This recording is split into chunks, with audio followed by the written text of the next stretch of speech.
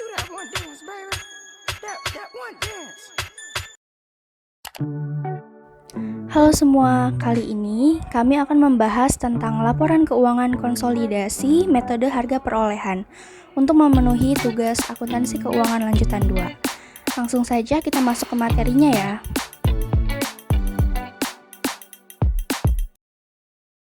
Pada pembahasan kali ini, kita akan membahas mengenai pengertian dari laporan keuangan konsolidasi serta tujuannya. Nah, pengertian dari laporan keuangan konsolidasi itu sendiri yaitu laporan keuangan gabungan antara pemilikan perusahaan pusat atas perusahaan cabangnya dalam satu satuan ekonomi. Sedangkan tujuannya yaitu untuk menunjukkan posisi keuangan dan hasil usaha dari berbagai perusahaan afiliasi yang merupakan satu kesatuan. Dan juga untuk memberikan informasi kepada para pemakai laporan keuangan mengenai data keuangan dari suatu kelompok perusahaan dalam kelompok tersebut. Nah, jadi laporan keuangan konsolidasi ini sangat penting untuk memberikan informasi kepada induk perusahaan terhadap kinerja perusahaan anaknya. Dari laporan keuangan konsolidasi yang disusun tentunya memiliki kegunaan atau manfaat. Nah, manfaat-manfaatnya itu antara lain yang pertama untuk memberikan gambaran tentang total sumber daya perusahaan hasil gabungan kepada pihak yang membutuhkan. Nah, pihak-pihak yang membutuhkan di sini antara lain seperti investor, pemilik bisnis, analis keuangan, karyawan, pemerintah, dan pihak lain yang berkepentingan. Kemudian yang kedua adalah untuk memberikan informasi terkini bagi manajemen induk perusahaan mengenai operasi gabungan dari entitas konsolidasi maupun entitas individual yang membentuk entitas. Jadi dari informasi yang diberikan ini, mereka sepintas dapat melihat kesehatan keseluruhan bisnis dan bagaimana setiap anak perusahaan itu berdampak bagi induk perusahaannya. Nah, ternyata laporan keuangan konsolidasi ini juga memiliki dampak yang tidak baik bagi perusahaan. Dampak yang tidak baik tersebut yaitu yang pertama, dia menyembunyikan kinerja perusahaan yang tidak bagus dengan kinerja yang bagus. Kemudian yang kedua, tidak semua saldo laba ditahan, konsolidasi tersedia untuk dividen induk perusahaan. Dan dampak tidak baik yang terakhir adalah rasio keuangan berdasarkan laporan keuangan konsolidasi yang terbentuk tidak mencerminkan kondisi entitas. Dalam penyusunan laporan keuangan konsolidasi terdapat dua metode penyusunan. Yang pertama yaitu metode ekuitas atau equity method dan metode harga perolehan atau cost method. Nah, di sini kita akan membahas tentang metode harga perolehan atau cost method. Cost method itu sendiri adalah metode pencatatan investasi yang pada awal perolehan investasi, investor mencatat investasi sebesar biayanya. Dividen maupun distribusi laba dicatat sebagai penghasilan, namun apabila dividen yang diterima melebihi bagian investor atas laba investi, dipandang sebagai pemulihan investasi dan dicatat sebagai pengurang investasi. Apabila cost method yang dipakai untuk mencatat investasi saham-saham anak perusahaan, maka hanya dividen atas saham-saham tersebut yang diakui sebagai pendapatan oleh induk perusahaan. Nah, sebaliknya, apabila laba atau rugi atas pemilik modal hanya timbul apabila sebagian atau seluruh saham yang ada dimiliki tersebut dijual. Tujuan dari metode harga perolehan adalah untuk menunjukkan posisi keuangan dan hasil dari berbagai perusahaan afiliasi yang merupakan satu kesatuan. Hal-hal yang harus diperhatikan pada cost method. Yang pertama, yaitu perkiraan investasi saham pada anak perusahaan tidak mengalami perubahan jumlah. Yang kedua, laba atau rugi dari anak perusahaan baru diakui oleh induk perusahaan sebesar persen kepemilikannya pada saat akan disusun neraca konsolidasi melalui perkiraan retained earning untuk induk perusahaan. Yang ketiga, penghapusan terhadap perkiraan-perkiraan modal saham, agio saham, dan retained earning anak perusahaan hanya didasarkan pada jumlah awal atau saldo akhir tahun. Yang keempat, metode cost berdasarkan pada asumsi bahwa investasi induk terhadap anak perusahaan merupakan bagian dari aktiva. Yang kelima, nilai investasi harus selalu tetap, karena akan ditampakkan dalam neraca sebesar harga perolehannya saja. Dan yang terakhir, perubahan nilai aktiva bersih anak perusahaan sebagai konsekuensi dari kegiatan operasionalnya tidak akan mempengaruhi besarnya nilai investasi tersebut.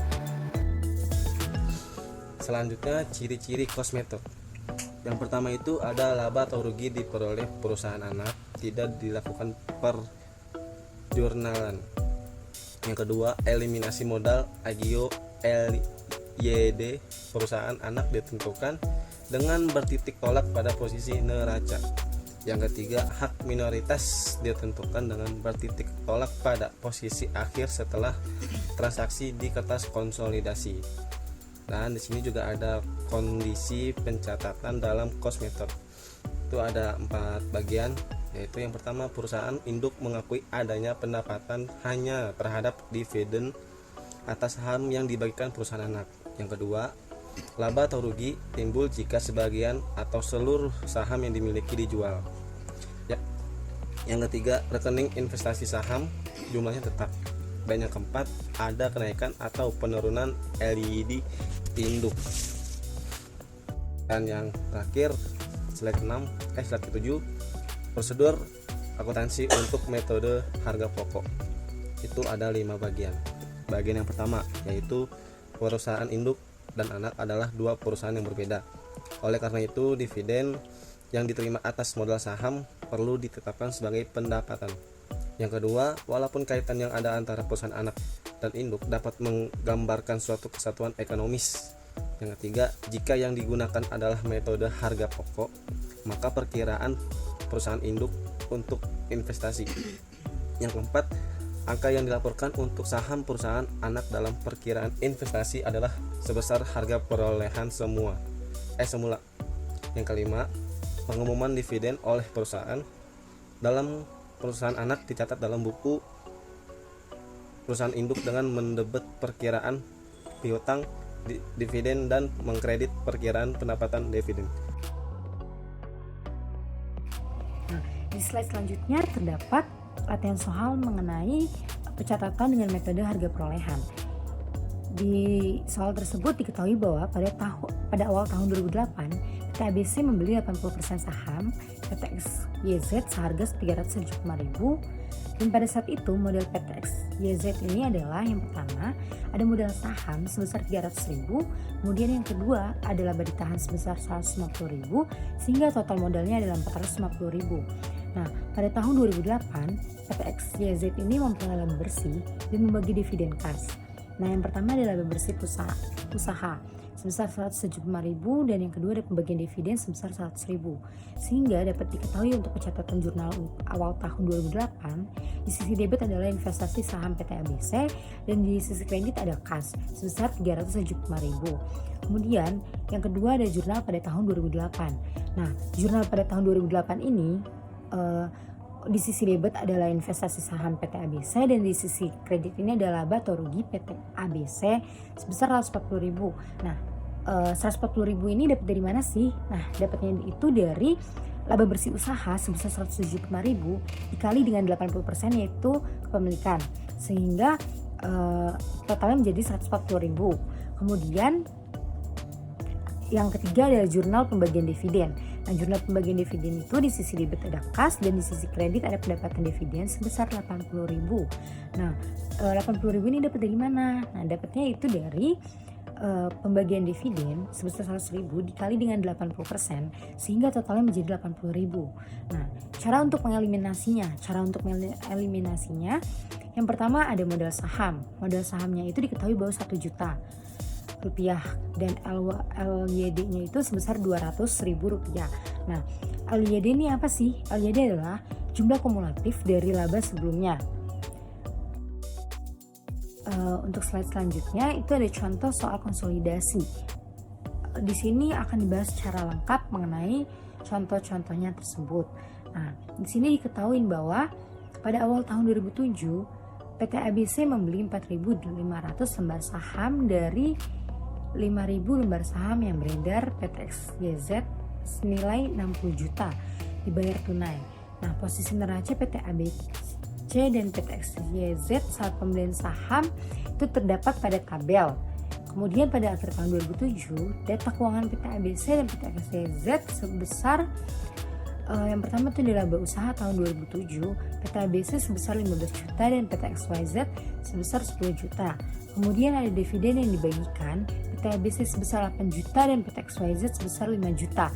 Nah, dividen PT XYZ kepada PT ABC baru dibayarkan tunai sebesar 50%. Dan dividen PT ABC kepada pemegang saham belum dibayarkan. Nah, di sini diminta untuk yang pertama membuat jurnal yang dibuat oleh PT ABC atas transaksi tersebut dengan cost method atau harga perolehan. Yang kedua yaitu membuat jurnal eliminasi yang harus dibuat oleh PT ABC atas transaksi tersebut dengan menggunakan metode harga perolehan. Nah, yang ketiga adalah membuat kertas kerja atau yang bisa disebut dengan worksheet neraca konsolidasi antara PT ABC dan PT XYZ per 31 Desember 2007 dengan menggunakan metode harga perolehan. Dan yang keempat adalah membuat neraca konsolidasi PT ABC dan PT XYZ per 31 Desember 2007 dengan menggunakan metode harga perolehan. Baiklah teman-teman, di sini saya akan menjawab pertanyaan yang tadi sebelumnya sudah dipaparkan pertanyaannya oleh teman saya di slide 10. Maka ini kan ditanya adalah soal konsolidasi lengkap ya. Nah, maka kita akan menjawab keempat pertanyaan yang diminta dari soal tersebut. Yang pertama adalah kita diminta untuk membuat jurnal yang dibuat oleh PT ABC atas transaksi dengan metode cost method atau metode harga perolehan. Yang pertama adalah mencatat pembelian transaksi 4.500 lembar saham PT XYZ oleh PT ABC senilai 60 juta. Nah, kalau teman-teman lihat di soal kan ada PT XYZ memiliki 5.000 lembar saham yang kemudian dibeli oleh PT ABC sebanyak 4.500 tuh. Maka jurnal yang dibikin adalah investasi saham PT XYZ 60 juta terhadap kas 60 juta. Kenapa kas? Karena di soal dijelaskan bahwa sahamnya dibeli secara tunai. Nah, yang kedua adalah pada tanggal 31 Desember 2007 mengakui hak atas laba XYZ tuh. XYZ memiliki laba sebanyak 10 juta, tapi karena 90%-nya sudah diakuisisi oleh PT ABC, maka dikalikan 90% dikali 10 juta menjadi 9 juta. Kenapa dikali 90%? Karena kan dari 5.000 lembar saham 4.500 sudah diakuisisi nih. Jadi 4.000 dari 4.500 dari 5.000 itu adalah berarti 90%. Nah, yang ketiga adalah mencatat hak atas pembagian dividen PT XYZ. Nah, karena tadi di soalnya PT XYZ memiliki dividen sebanyak 55 juta, maka seperti yang tadi saya jelaskan sebelumnya, 90%-nya karena sudah diakuisisi oleh PT ABC, maka dikalikan nih 90% dikali 5 juta itu ada 4.500.000. Di soal juga dijelaskan bahwa PT XYZ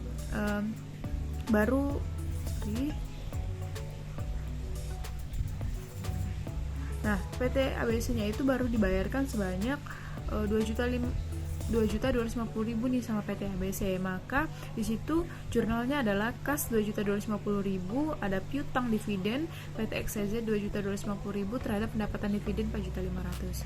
Nah, yang keempat ada mencatat laba usaha PT ABC nih.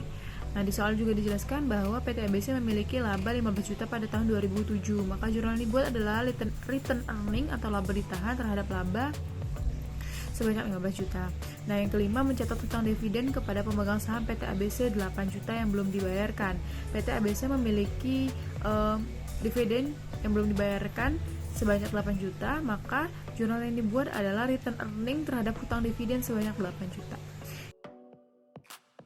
Ini adalah jurnal eliminasi. Kenapa harus dieliminasi? Karena dari agio saham, terus modal saham sama return earning di PT XYZ itu sudah diakuisisi oleh PT ABC sebanyak 90%. Maka 90% itu harus dikeluarkan nih dengan jalur dieliminasi. Nah, di sini ada dua hal yang harus dieliminasi. Yang pertama adalah mengeliminasi hutang piutang antara PT ABC dengan XYZ. Karena tadi kan belum selesai nih ada piutang dividen kan. Maka dibikinkan jurnal dulu untuk mengeliminasinya. Jurnal eliminasinya adalah hutang dividen terhadap piutang dividen, hutang dividen PT ABC terhadap piutang dividen PT XYZ sebanyak 2.250.000. Nah, yang kemudian yang kedua adalah mengeliminasi hak pemilik aktiva neto PT ABC oleh PT XYZ. Di situ yang harus dieliminasi adalah di bagian modal saham, agio saham, dan return earning atau saldo laba PT XYZ. Jadi kalau di soal di neraca kan disebutkan tuh bahwa modal saham, agio saham, sama return earning yang dimiliki oleh PT XYZ masing-masing ada 50 juta, 15 juta, dan juga 5 juta. Nah, dari ketiga itu harus dikalikan 90%. Karena kan tadi sudah diakuisisi ya. Nah, kalau sudah dikalikan 90%, maka hasilnya adalah masing-masingnya 45 juta, 13.500.000, dan juga return earningnya 4.500.000. Agio sahamnya 13.500.000. Nah, kalau dijumlahkan dari ketiga itu hasilnya adalah 63 juta. Nah, 63 juta berarti kan memiliki kelebihan 3 juta. Kenapa? Karena investasi saham PT ABC terhadap PT XYZ itu hanya 60 juta. Maka 6 juta itu akan dijadikan EBVC atau excess of book value over cost atau kelebihan nilai buku terhadap harga perolehan. Jadi di situ jurnalnya adalah modal saham 45 juta, agio saham 13.500.000, return earningnya 4.500.000, EBVC atau kelebihan nilai buku terhadap harga perolehan ada 3 juta, dan investasi saham PT XYZ ada 60 juta. Kemudian kita diminta untuk membuat worksheet atau kertas kerja konsolidasi pada akhir tahun dengan metode cost method. Di situ kita hanya harus memindahkan akun-akun yang ada di neraca ke dalam tabel. Di situ kita buat tabel eliminasi dan juga neraca konsolidasi. Nah, tetapi mengalami sedikit perubahan karena ada beberapa yang ditambah, kayak piutang dividen tadinya kan nggak ada, tapi karena ada eliminasinya tadi, karena ada hutang piutang dividen antara PT ABC dan XYZ, maka di situ ditambahkan piutang dividen sebanyak 2.250.000. Nah, kas mengalami perubahan. Tadi kan di neraca kas pada PT ABC itu sebanyak 105 juta, tapi di situ ada 62.250.000. Kenapa? Karena sudah dikurangi 60 juta untuk membayar pembelian saham secara tunai tadi, terus ditambahi 15 juta karena mendapatkan laba di tahun 2007, kemudian ditambahi lagi 2.250.000 karena mendapatkan dividen yang dibagi. Kemudian PT XYZ kasnya tadi hanya 2.500.000 nih. Di situ ya kan, di situ dia mengalami kenaikan menjadi 10.250.000. Kenapa? Karena dia ditambahi dengan 10 juta laba yang didapatkan pada tahun 2007 dan dikurangi 2.250.000 karena ada dividen yang belum dibagikan. Nah, di situ tidak mengalami perubahannya yang lain-lainnya, tetapi ditambahi investasi saham PT XYZ, ada eliminasi 90% modal saham, agio saham, dan juga return earning di bagian eliminasinya, bagian kredit di situ. Dan tadi sudah disebutkan di neraca di bagian jurnal eliminasi ya.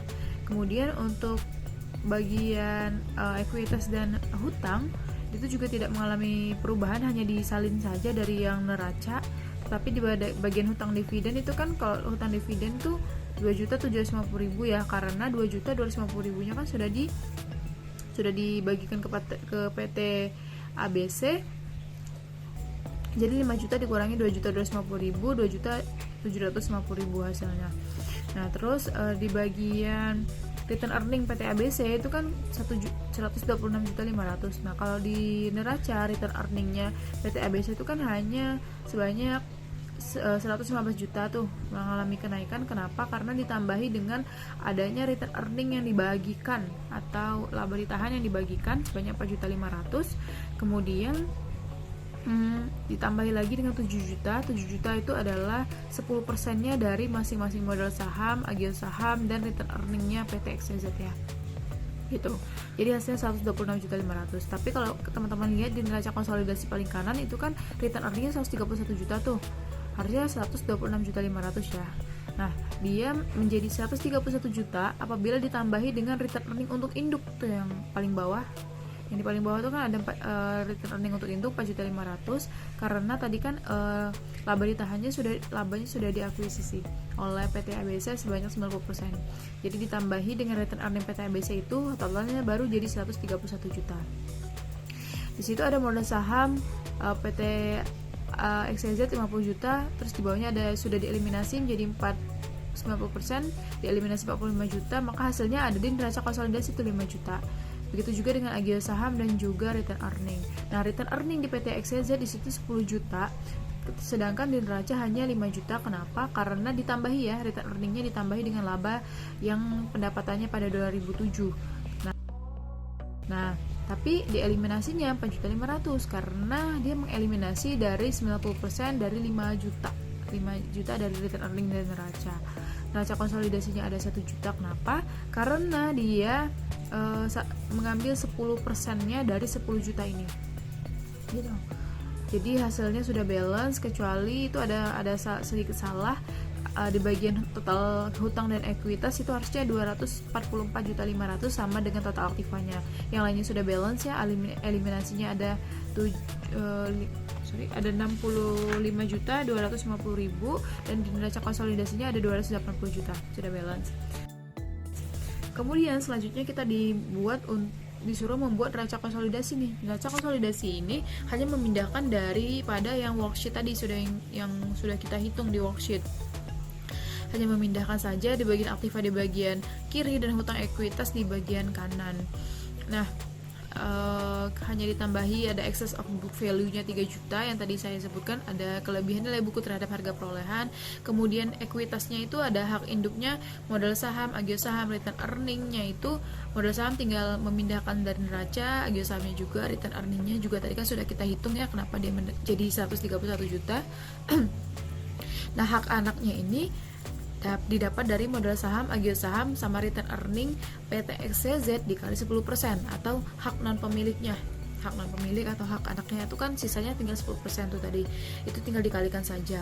Nah, return earningnya 1 juta karena yang tadi saya sebutkan dia mengalihkan dari 10 juta. 10 juta dari return earning neraca ditambah dengan laba ditahan pendapatan yang didapat pada tahun 2007. Nah, di situ setelah dijumlahkan semuanya, aktiva dan hutang ekuitas itu hasilnya jadi balance, totalnya jadi 280 juta. Nah, mungkin itu saja teman-teman yang dapat saya sampaikan mengenai materi perhitungan konsolidasi lengkap cost method atau harga perolehan. Lebih dan kurangnya mohon maaf. Saya akhiri. Wassalamualaikum warahmatullahi wabarakatuh.